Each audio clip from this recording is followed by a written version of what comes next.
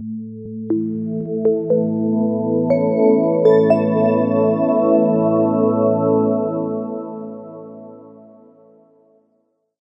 I'm talking with Andrei Kazakevich, a political scientist from Belarus in exile, the director of the Institute of Political Studies, Political Sphere, and a visiting fellow of the Safe Haven program of the Belgrade Center for Security Policy. We are going to talk about Belarus foreign policy, drawing some parallels between official Minsk and Belgrade, and discuss about the internal political situation in Belarus and the brutal clampdown of the Lukashenko regime on the civil society and the opposition in the country. Andrei Kazakevich is the director of the Institute of Political Studies, Political Sphere. His research interests include Belarus's foreign policy, the development of political institutions, and the political history of Belarus and Eastern Europe. Andrei graduated from the Department of Political Science of the Law Faculty of the Belarusian State University and received a PhD in political science in Lithuania. He is co-founder and editor-in-chief of the journals Political Sphere and Belarusian Political Science Review, senior research fellow at Vytautas Magnus University in Lithuania, and chairman of the organizing committee of the International Congress of Belarusian Studies. So, Andrei, welcome to the Lighthouse podcast. Can I maybe first ask you to describe Belarus's international position and how it changed after the Russian aggression on Ukraine? There were considerable changes in Belarusian international position since 2020 elections. So the war, it's the next stage of this transformation. And the main outcome was the growth of Russia influence, conflict with Western countries, international isolation. So the main trend is growing influence of Russia, and we see that after the war this influence is considerable, and sometimes it's very difficult to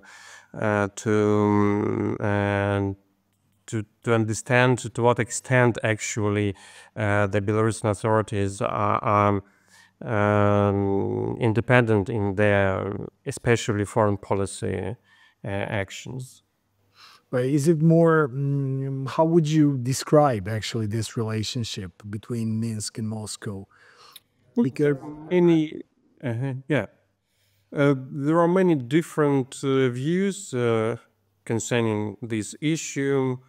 For instance, for Belarusian authorities and for Belarusian state journalists, Belarus is the only independent and sovereign state in Eastern Europe, because all other states are subordinated to United States or to Brussels and so on.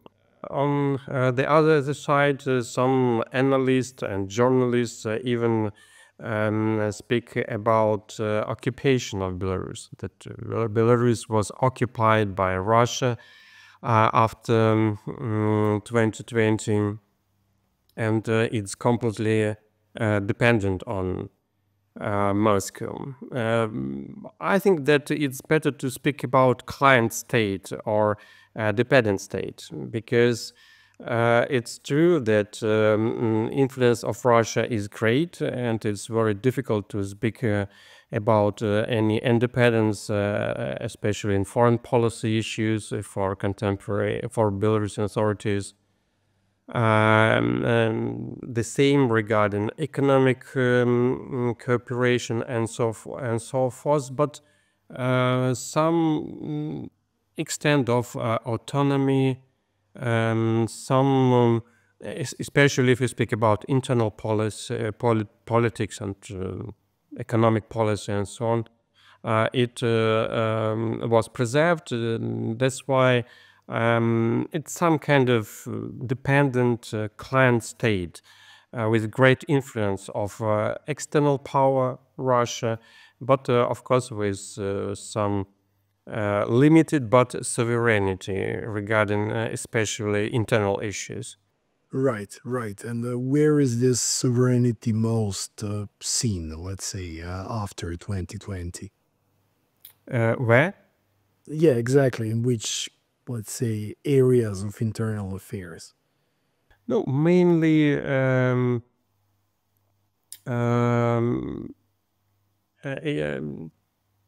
we can see these in such spheres like political reform, like economic policy, because there are some leverages in these issues.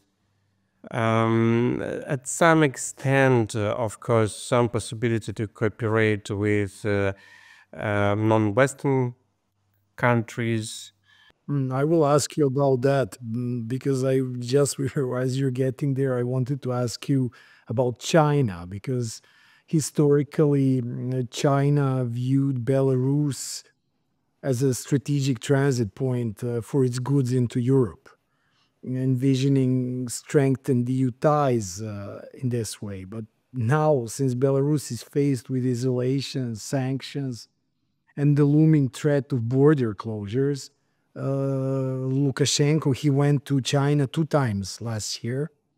And all this begs the question, what still motivates China to continue this relationship? And even more so, what motivates it to elevate the relationship with Belarus to how they called it an all-weather comprehensive partnership or something like that? No, but in general, it's more symbolical title because there are no any strict obligations regarding such level of cooperation between two states. It's not like, accession to European Union when the country have to apply different standards, laws, and so on, or the same regarding the North Atlantic Treaty Organization. We know about mutual responsibility within this alliance. Regarding these cooperation, between China and Belarus, I think that the main driver, or from my point of view, the main driver is desire of Belarusian authorities to have some special relations with China, because it's very important to have some alternative to Russia, to the West, and China. It's some kind of such alternative. And since the beginning of this century, so more than 20 years ago, Belarusian authorities were trying to cooperate with China as a country that can provide some alternative financial resources, some political support, and so on. So I think that the main driver is a desire of Belarusian authorities, because for them it's not only the issue of conflict with the West, as for instance for many other countries in the world, but it's also the issue to find any alternative to Russia. For instance, Russian loans, Russian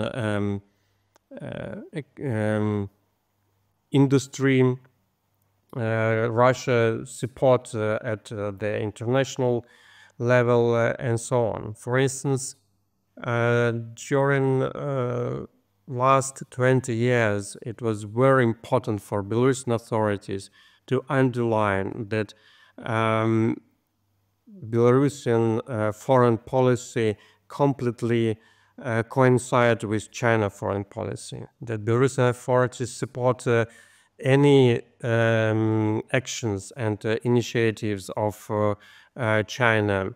And I think that these actions and this desire of Belarusian authorities is the basis of such good relations with some symbolic landmarks like this one.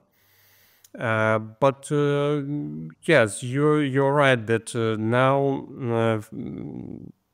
the position or the capability of Belarus for China are not so obvious as it was, for instance, 20 years ago. Because at the beginning, of course, for China, it was very important to have some exit point to European Union, or to have many such exit points, and Belarus could be such exit point. Now it doesn't work, and it seems that for China it's just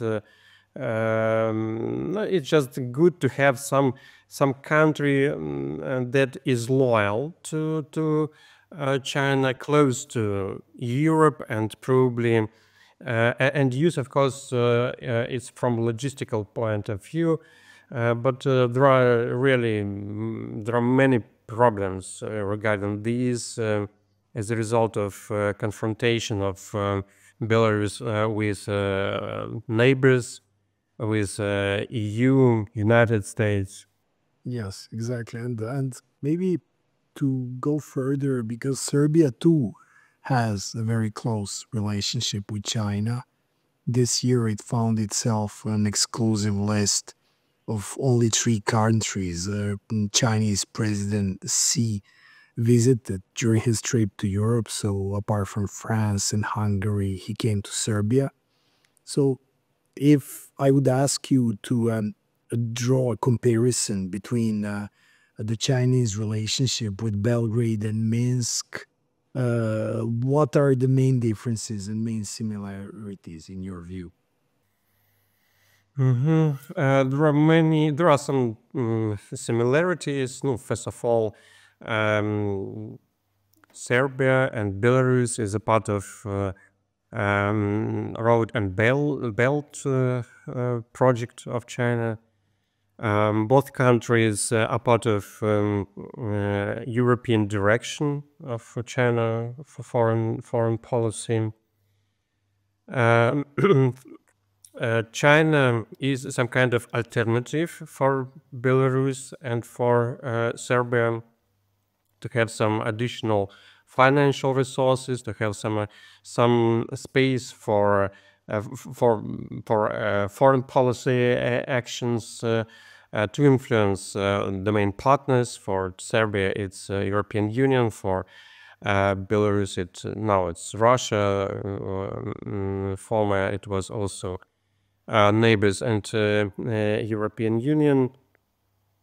For both countries, it's very important that cooperation with China doesn't mean any additional political obligations. No, I mean, especially internal, like democracy, like human rights, like cooperation with some neighboring countries and so on. And for the authorities of both countries, it's very important.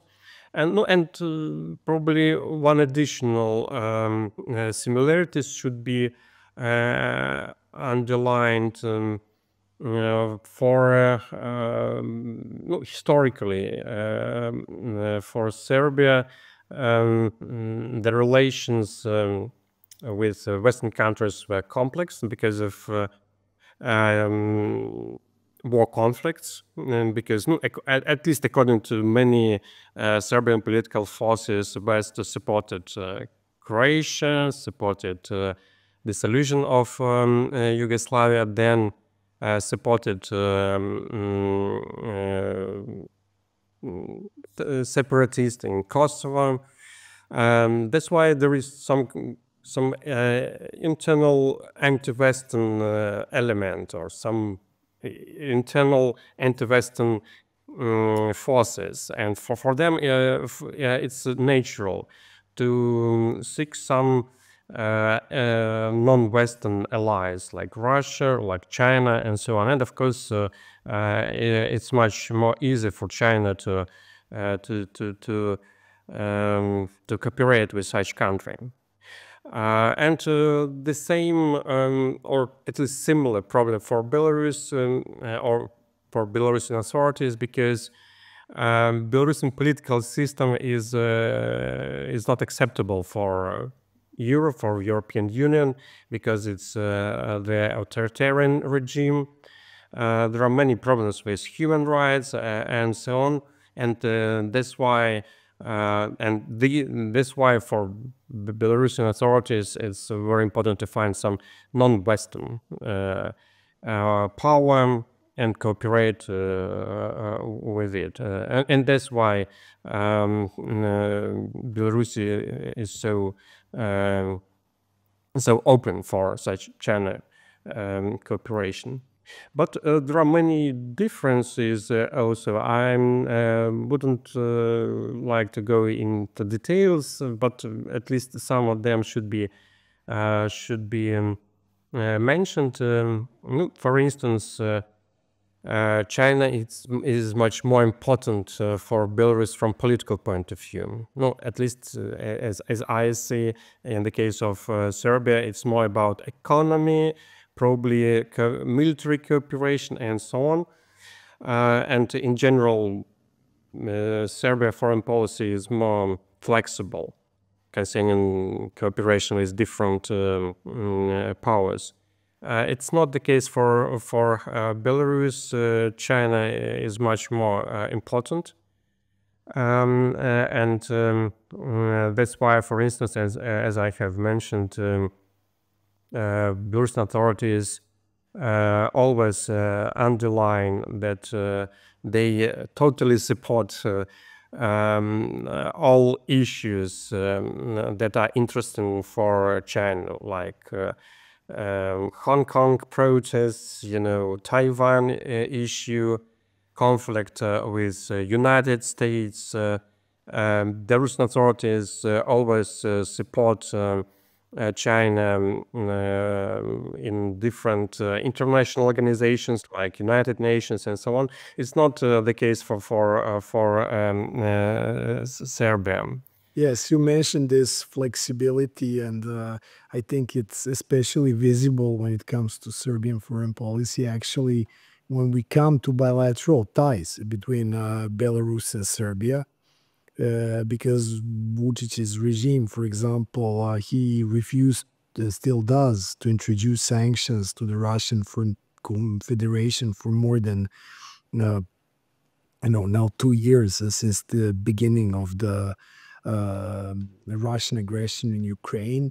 Back in 2021, it joined the EU sanctions against Belarus. And interestingly, these news about Serbia introducing sanctions to the Lukashenko regime in Minsk did not come from the official Belgrade, but from Josep Borrell, who was then High Representative of the Union for Foreign Affairs and Security Policy.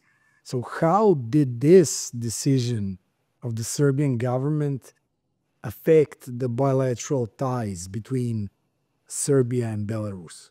Initially, the reaction of Belarusian authorities was very, very active, and they tried to implement some countermeasures, not only against Serbia, but against all other countries that were engaged in sanctions and so on. But now, and especially after war, when a great number additional sanctions were imposed, when the situation and the confrontation with neighbors became, for instance, with Poland, with Lithuania, with Latvia, with Ukraine. After all these events, these contradictions became not so important, because Belarus is not in position to choose partner in Europe, and there are a few countries that are ready to cooperate, like Hungary, like Serbia. That's why, of course, in general, cooperation was considerably reduced, but mainly because of external factors like EU sanctions, like indirect effect of on logistic routes, on economic capability of Belarus, on investment climate for investments in Belarus, because Belarus is a country that is involved in war, so it's not so interesting for any cooperation. No, I mean investments especially than it was before. This cooperation was reduced, but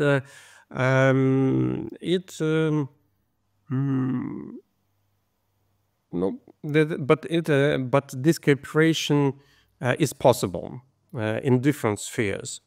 Even in science and technologies, for instance, at some extent probably in security issues, but I'm not sure, but there were rumors. There is some economic cooperation, including construction in Belarus and so on. In general, I think we can come back to that because we see that in terms of Belarusian extradition requests, the Serbian government still, but we will come back to that. I wanted maybe first to ask you, and we already briefly mentioned this, back in August 2020, Belarus had presidential elections, we all know, held in the atmosphere of widespread electoral fraud, followed by days-long demonstrations in reaction to it.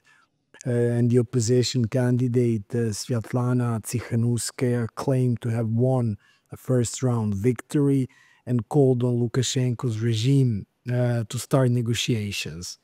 Finally, the regime prevailed. They managed to end the protests by convicting around 4,000 people in criminal cases and detaining up to 50 to 70,000 under administrative procedures.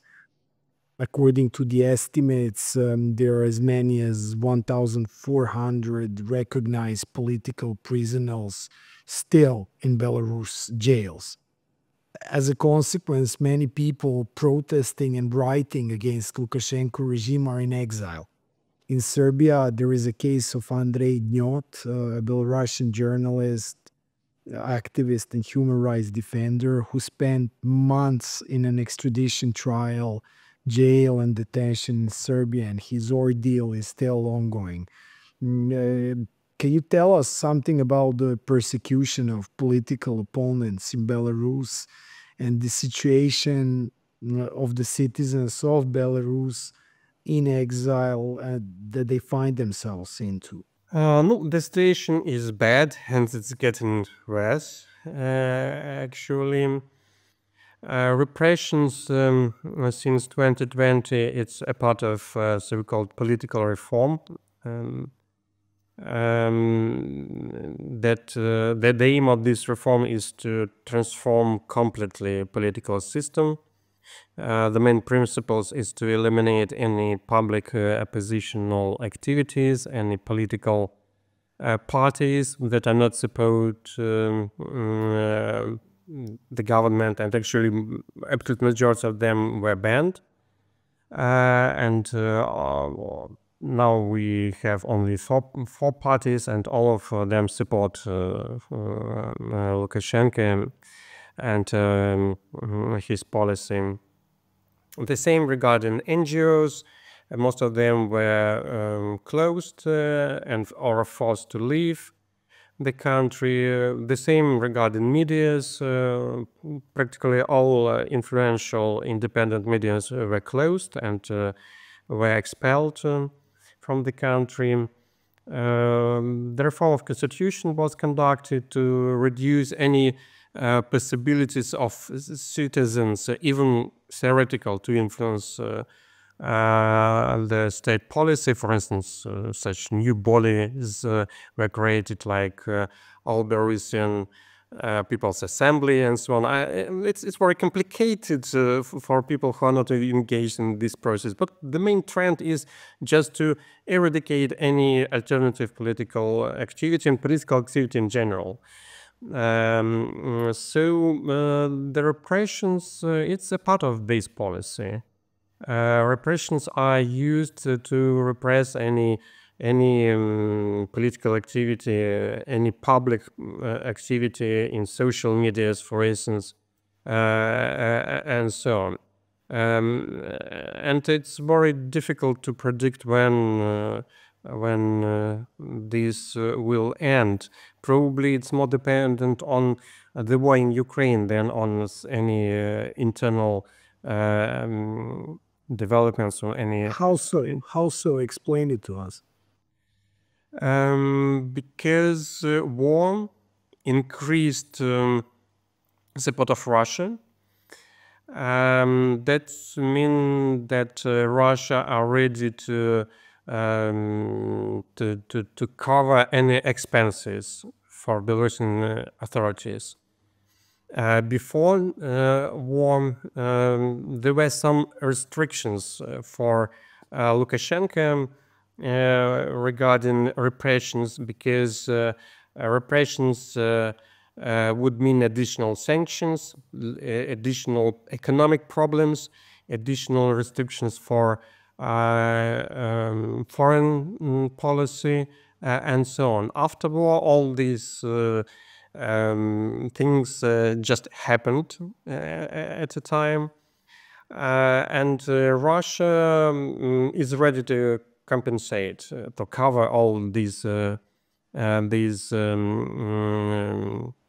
Costs. Expensive costs. Yes. How much is it able to cover? And in other words, how much of an economic hardship are Belarus citizens experiencing due to the sanctions and the war? Well, the situation is very complicated, but because on the one hand, war damaged seriously Belarusian economy and different, for instance, logistics, for instance, and industries that cooperated with European Union, with Ukraine, and so on. But at the same time, as I have mentioned, Russia is ready to invest a great amount, a great amount of resources into Belarusian industries that are associated with production of weapons or some other goods that are necessary for war, like dress, like meal, and so on. They are ready to invest into different machinery. They are ready to give loans. And for instance, this year, the economic growth is considerable. It's probably it will be about 4 or 5%, and it's very good. It will probably the best result for a decade. And wages in some industries are rising. The same we can say about many industrial enterprises. So the initial damage was some kind of compensated by Russian support, but nobody knows what we will see in future, because war it's unpredictable. I will ask you maybe that question for the end, but I wanted to ask you to follow up on this about the general. So you say that there is growth this year. How does this impact on the population views of, for example, Europe and the West versus Russia? And how do they perceive the ongoing war in Ukraine? Are there any credible opinion polls, all of these issues available in Belarus? No, there are no any 100% credible polls because there are many problems regarding such polls in Belarus. It's impossible to conduct such polls independently in the country.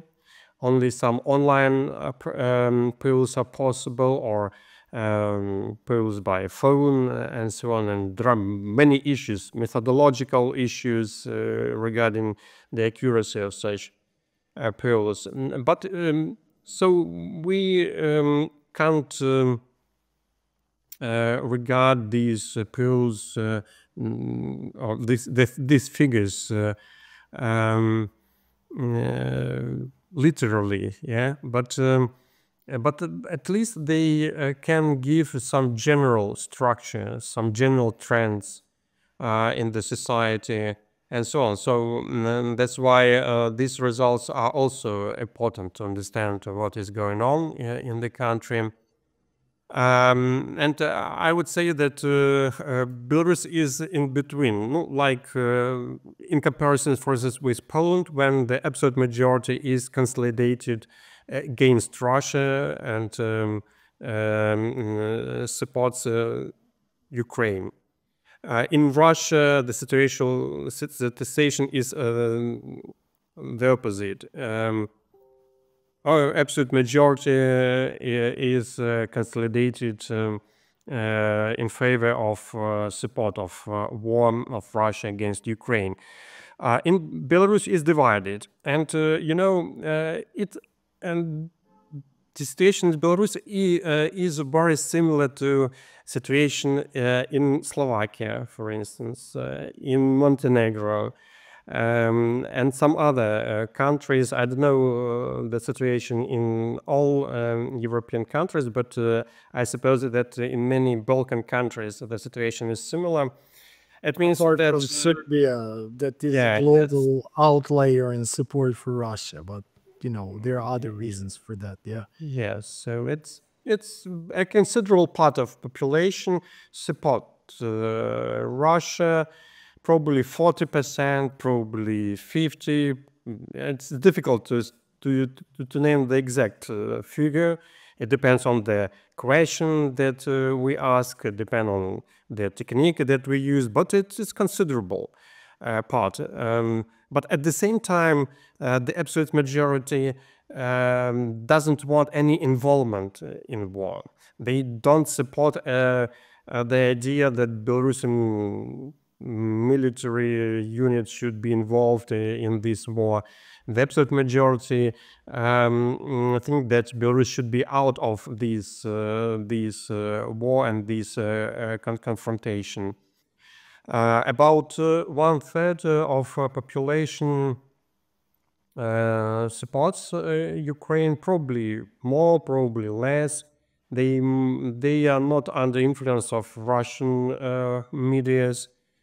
So in general, I think that if we speak about strict support of Russia and strict support of Western Ukraine, the numbers are comparable. And there are many people that are not don't have any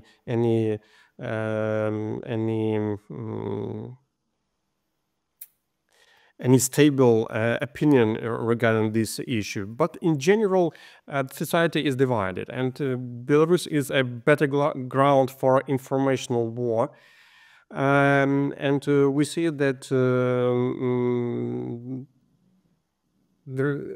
that the only issue that can be common for all Belarusians is that Belarusian army should not participate in any military actions, and in general, yeah. Yeah, this is clear. Then that's very interesting information. I want to ask you maybe one question for the end. It's torture, humiliation, intimidation, unfair trials, and lengthy prison sentences are the well-known practices used by the Belarus authorities to retaliate against their opponents. You yourself are persecuted in Belarus in the famous case of Svetlana Tsikhanouskaya's analysts, where 20 of you were sentenced in Lukashenko's kangaroo courts to 206.5 years of imprisonment, so many, many years of imprisonment. You were confronted with outlandish charges accusing you of several serious crimes, such as conspiracy to seize state power by unconstitutional means, participation in extremist formation, and so on and so forth, all the crimes that you haven't committed, of course. And for this, you were sentenced in absentia to 10 years in prison. Because of this, and because of the ordeal Andrei is going through in Serbia, due to the extradition risks, you are part of our fellowship working outside of Serbia. We will not name the exact location for your safety, but can I ask you a very personal question? Do you think that you will go back to Belarus one day? Yes, of course. Don't tell me. Can you share with us a dream of that day, please, Andrei? It's not a dream. I think that I will return in Belarus. I don't think that this situation is stable. I mean, Belarusian political system contemporary, and as I mentioned. Of course, war in Ukraine and in general confrontation of Russia with the West is the main issue regarding internal political situation in Belarus. But in general, I think that it will happen. I don't believe in the sustainability of regimes that wage wars. Especially in just wars, and I don't believe in any sustainability of confrontation of Belarusian authorities with the West, because Belarus is a part of Europe. Most of neighbors of Belarus, practically all, actually all except Russia, are engaged in European integration, in Euro-Atlantic integration. So from my point of view, it's inevitable. So it's not dream, it's planned. Good to know. Optimism is good. I share your optimism. Thank you very much, Andrei, for being the guest of our Lighthouse podcast. Thank you. Thank you.